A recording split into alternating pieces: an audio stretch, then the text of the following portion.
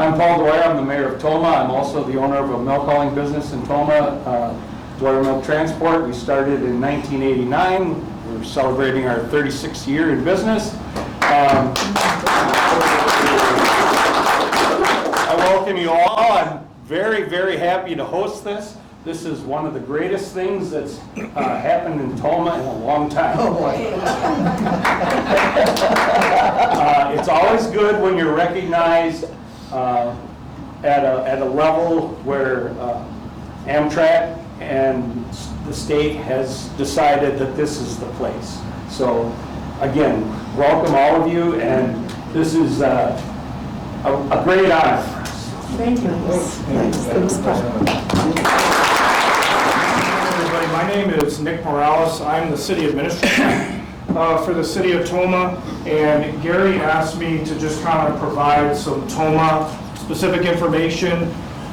If you're not already aware, there was years ago when there was the discussion of the Midwest High-Speed Rail project of a Tomah intermodal hub and regional welcome center.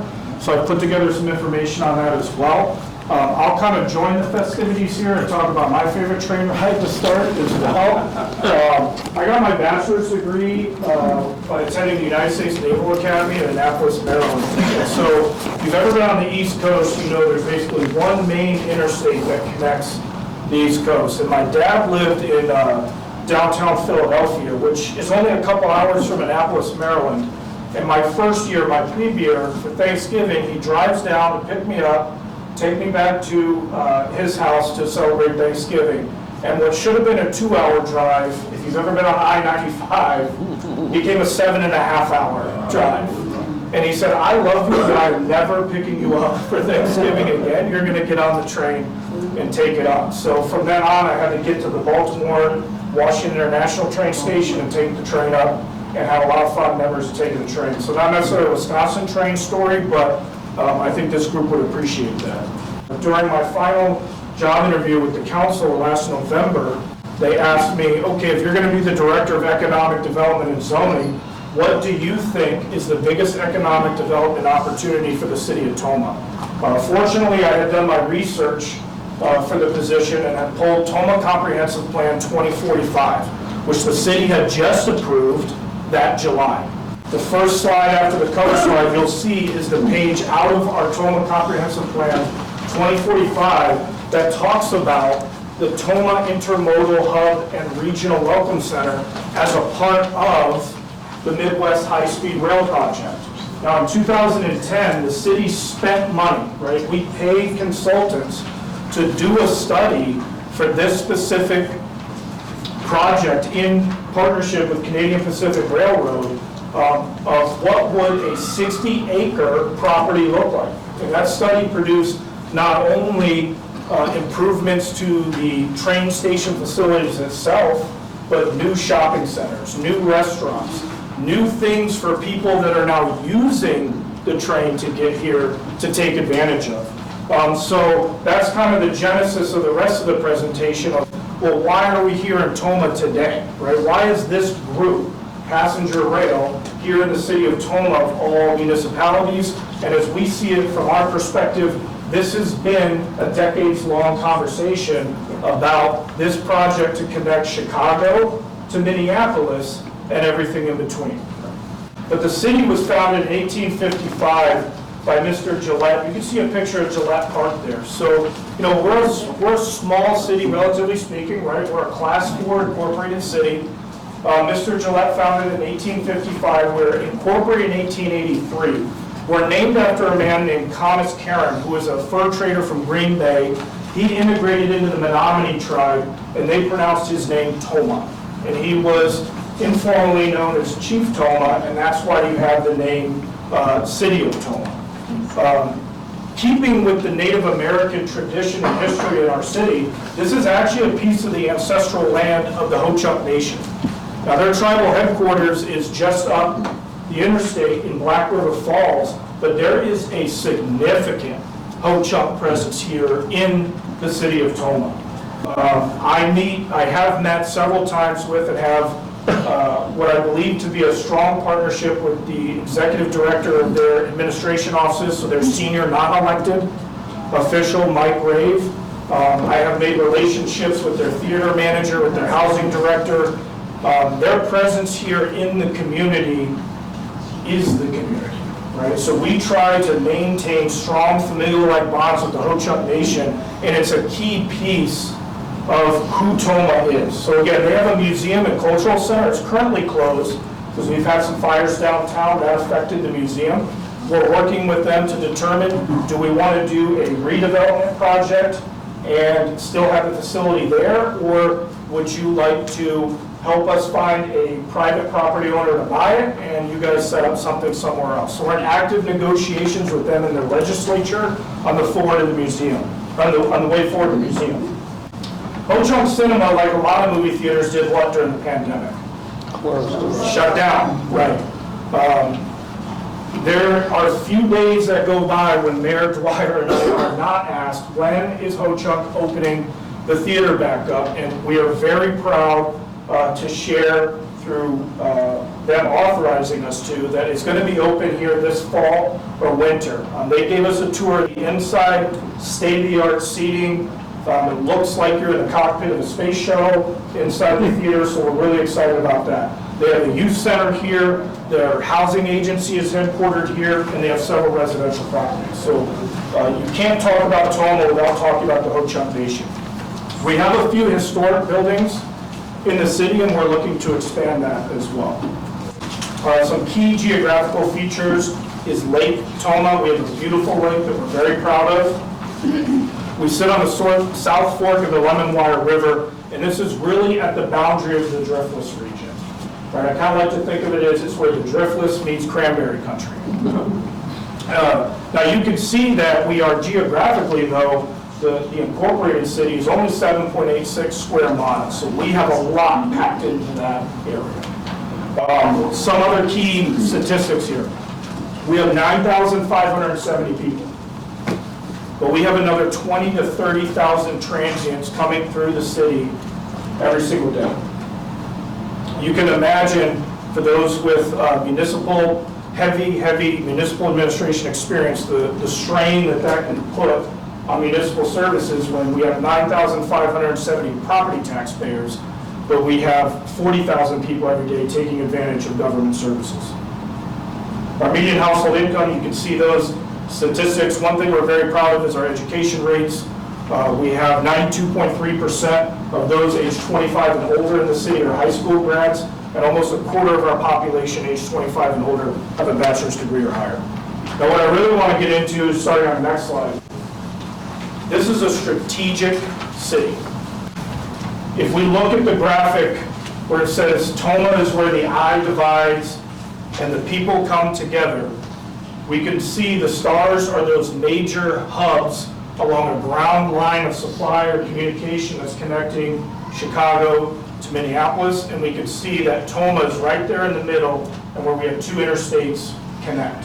And we know that President Eisenhower championed the interstate system to move logistics across the country in case of an invasion of the United States, and to move troops, personnel, equipment, material, logistics, supplies, all of it. Tomah's sitting right at the intersection of that effort at the national level.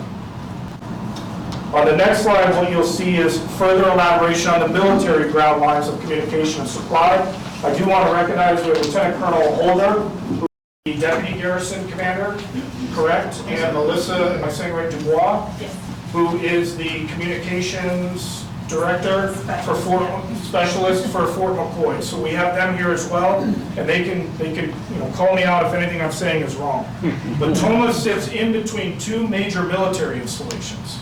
Okay, to our east we have Volk Field by just over a dozen miles, and then to our west we have Fort McCoy just over a dozen miles. Lieutenant Colonel Holder shared with us not too long ago that in 2026 they may be looking to increase the permanent personnel footprint by about 2,500, give or take. Correct. Probably initially a couple hundred and then maybe further. Correct. Another 15,000 in addition to what they already train annually, are going to be coming through the base potentially starting in 2026 as well. Any of that wrong? No, that is accurate. Okay. So another key indicator of the strategic nature of the city of Tomah. On the next slide, we'll talk about some of our strategic partners.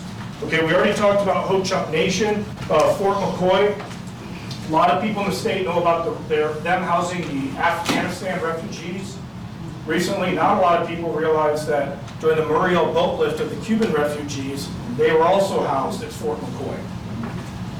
They've done some facilities expansion. Forgive me, I don't remember the name, but there's that new housing development I think you guys were working on. It's like Point South or something like that. South Post. South Post, That's yeah. 120 homes. 120 homes, some other facilities expansion on the base too, I think, and Correct. repair. We have roughly 15,000 bed spaces for transient people to come through and train. Yeah, huge footprint. How do we address the 2,500 personnel for permanent space? Where are they gonna live? That is something we've been discussing. We've worked with Cadence Communities, who is our housing authority there on post. Right now, we're roughly 140 houses short. With the transient personnel that we're talking about and the permanent party that we're talking about, we'd be about 320 homes short. There is no plan for them to build right now.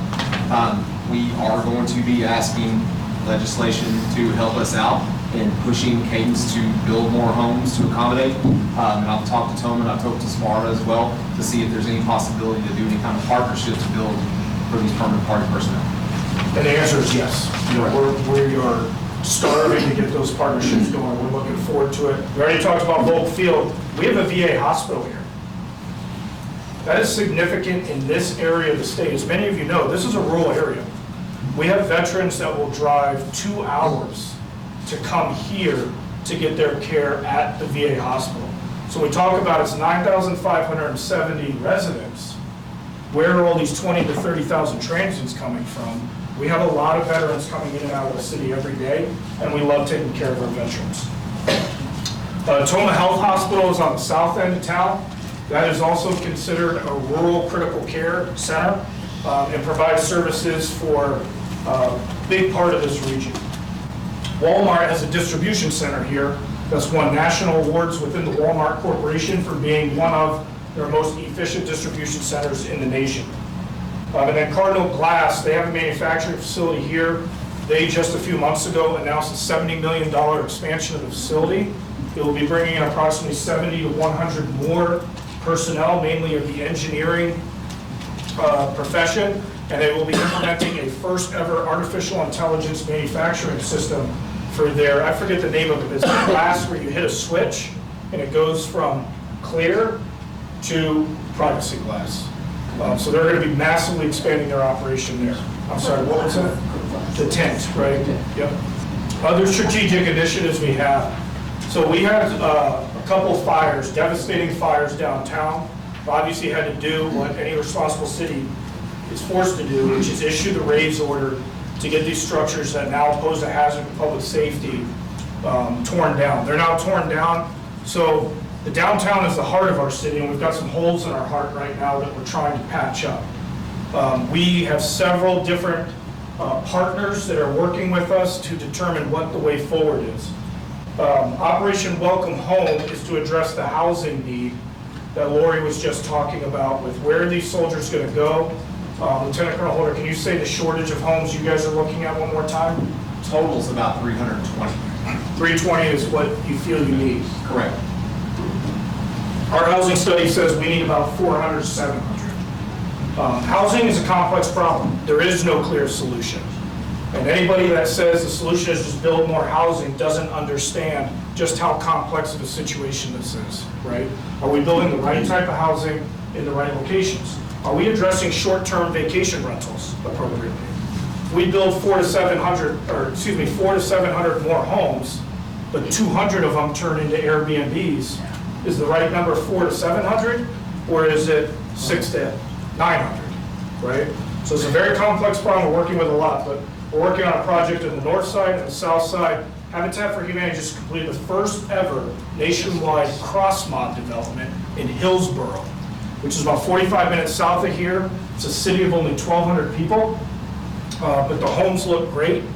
and we are next on their list. So we're very excited to hopefully get some traction going on this project and get the cross-mod development in Tomah. Operation Phoenix is our downtown revitalization effort. Right? We had all these fires. Looks a little rough downtown on some of those vacant lots, but what rises from the ashes, the phoenix, so we're looking for that. We have a facade improvement grant program going on right now where we are reimbursing downtown businesses up to $10,000 to make improvements to their facades. It was slow going at first. I think people were a little skeptical of the results. And just like with anything, it took that first domino to fall. Now we not only have people taking advantage of the grant program, we have people fixing up their facade without even applying for the grant program because the business next to them looks a lot better than it did, and they don't want to be the eyesore sitting next to it, right? So we're gaining traction there. Kansas State University, the Wisconsin DNR, we applied to their technical assistance program. Timeline wasn't going to look like it would support our downtown revitalization, so they graciously referred us to Kansas State University's technical assistance to brownfields.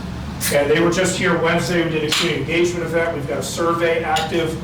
So before we start building on those vacant lots, we're trying to make sure, what does the community think we need, right? Are we making assumptions that we know as the government what the community needs? Or have we heard from the people, this is what's sustainable in the downtown? This is what will draw people to the downtown. These are the types of businesses we're looking to support, and therefore these are the types of businesses with the highest probability of success in the downtown. So we're very excited about that. We did a study on boutique hotel in downtown about 5 years ago. We're resurrecting that plan now. So that would be something where we ask ourselves in Tomah, we want more traffic via rail. What are they going to do when they get here? Where are they going to stay? And we have several hotel options on the north side that obviously Fort McCoy takes advantage of. We would like to see a boutique hotel in downtown to make this a destination that people can spend a getaway weekend at. Then we have an Operation Tomah Strong.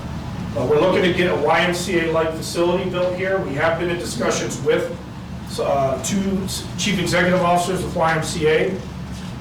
We're talking a far-off project, but we're looking at other models, like the London Center in Black River Falls, right? It doesn't necessarily need to be tied to YMCA, but we want an indoor recreation facility that our community can take advantage of. And when I say our community, we mean Fort McCoy and their families as well. Okay, next slide is where the people come together. Okay, so Tomah is where the I divides, but where the people come together. We have a lot of events that attract a lot of people in our area. Cranfest is coming up. That is going to be a huge draw. Cranfest is not inside Tomah, so I didn't include it on this list. These are just the events inside the city limits of Tomah. First one is the Budweiser Dairyland Super National Truck and Tractor Pull, which has in the past pulled in up to 70,000 attendees over a 3-day period. I think this last year we were at somewhere around 20,000 attendees. Is that correct, Mr. Mayor? Yes. And we know in Wisconsin, it's part of our culture, right? It's part of our DNA in Class 4 cities, unincorporated areas to have tractor pulls in every community. We like to think our tractor pull is just a little bit better, right? It's a huge deal. #1 for 31 years. So we're very proud of it, but it's a huge draw, right? We struggle with, again, a lot of our transportation needs, and increased rail services to Tomah would greatly benefit us in that way. We do downtown Thursday nights during the summer. It's 6 consecutive Thursdays, and it draws 2,000 to 5,000 people on average per Thursday night.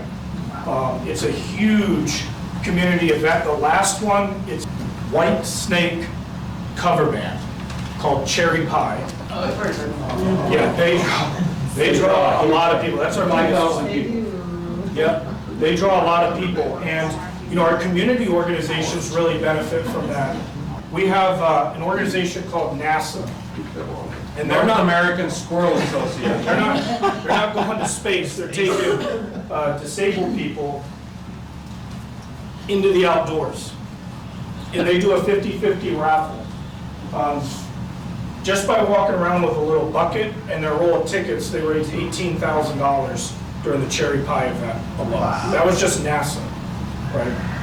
You have Tomah Lions Club out there. You have the American Legion out there. So it's a huge driver for our local economy here. And then we are not the county seat, but we host the Monroe County Fair, and we're very proud of that. The city of Tomah should not exist. As many of you know, in our rural counties in Wisconsin, you typically have one incorporated city, and that is the county seat. Maybe you have another incorporated city, but it's not coming anywhere close to the size of the county seat, not in a rural county. Monroe County is a rural county.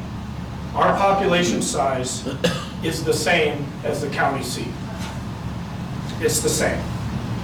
Why is that? Obviously because we are a strategic city. We are where the eye divides and the people come together. We sit in between two major military installations. We are home to a thriving veteran community. We produce a strong working class population that gets the job done right and gets it done right the first time. We have had a lot of challenges, just like for all the legislatures in the room, your constituencies are going through the same things, right? We need more housing. Municipal budgeting is at a critical point. We don't know what to do with it. The economy is rough. It's been rough. The price of lumber and steel is up, which exacerbates the housing crisis. Inflation is something we're trying to get a hold of at the national level, and it's affecting the bottom line of the average family. It's making things very difficult. We're no different here in Tomah, and in some ways those challenges are even worse for us, particularly because we're not a county seat, and therefore naturally getting the resources that a county seat does. But again, we shouldn't even be here to begin with. The fact that we are is the biggest encouragement we see to Tomah's future growth and development. It is indisputable that we are at a strategic ground line of supply and communication. And it makes sense that if a Midwest high-speed rail project of some sort gets resurrected, or even just passenger rail traffic gets increased, that Tomah's capacity and footprint of the same increases. So even though we have challenges, we are very excited about Tomah's future. We are very appreciative that you all came here tonight. Obviously, the mayor and I are doing our best to brag about our children. And I'm not saying that your children aren't as good, right? We also are looking for any opportunities to partner with other communities out there. So before you leave today, if you think that Tomah would be a good partner for the municipalities that are part of your constituencies, please let us know, because I think the only way that we all get out of this challenging economic time is by coming together, pooling resources, and figuring out solutions to these very complex problems. So thank you again for coming to our city. To echo the mayor's comments, we are extremely proud to host you here today. So thank you. Appreciate it.